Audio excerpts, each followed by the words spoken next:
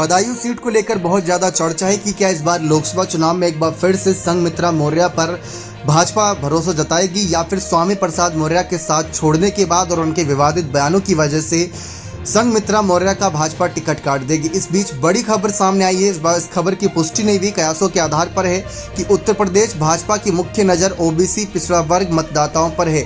इसी कड़ी में प्रदेश के उप मुख्यमंत्री केशव प्रसाद मौर्य के बदायूं लोकसभा क्षेत्र से चुनाव लड़ने की चर्चा शुरू हो गई है। पिछले कुछ समय से डिप्टी सीएम का बदायूं कई बार आना भी हुआ है। पार्टी के विश्वसनीय सूत्रों की माने तो डिप्टी सीएम केशव प्रसाद मौर्य को बदायूं से चुनाव लड़ाकर लखनऊ से लेकर पश्चिम तक उत्तर प्रदेश तक के ओबीसी वर्ग के मतदाताओं को साधने का प्रयास किया जाएगा। वहीं मौर्य समाज के पक्ष में भी माहौल बनाया जाएगा। दरअसल और मौर्य मतदाता हर विधानसभा में 15 से 20 हजार तक हैं। सपा के राष्ट्रीय महासचिव एवं पूर्व कैबिनेट मंत्री स्वामी प्रसाद मौर्य के हमलावर तेवर के बीच पार्टी केशव प्रसाद मौर्य के जरिए इस वर्ग में अपनी पेट और मजबूत करना चाहती है।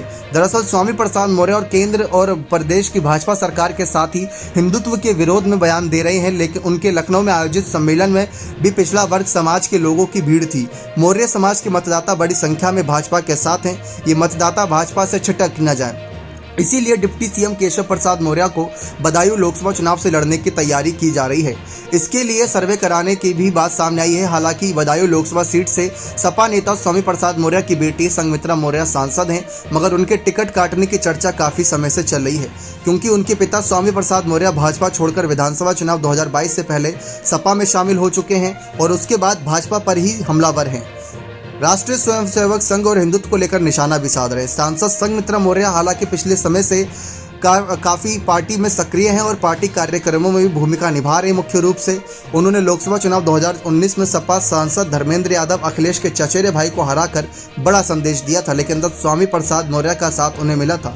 सांसद संघमित्रा मौर्य के सपा के टिकट पर आंवला और एटा लोकसभा सीट से चुनाव लड़ने की चर्चा काफी समय से है। गौर करने वाली बात है कि संघमित्रा मौर्य के सपा के टिकट पर आंवला और एटा लोकसभा सीट से चुनाव लड़ने की चर्चा काफी समय से, मगर सांसद की तरफ से कोई पुष्टि नहीं की गई।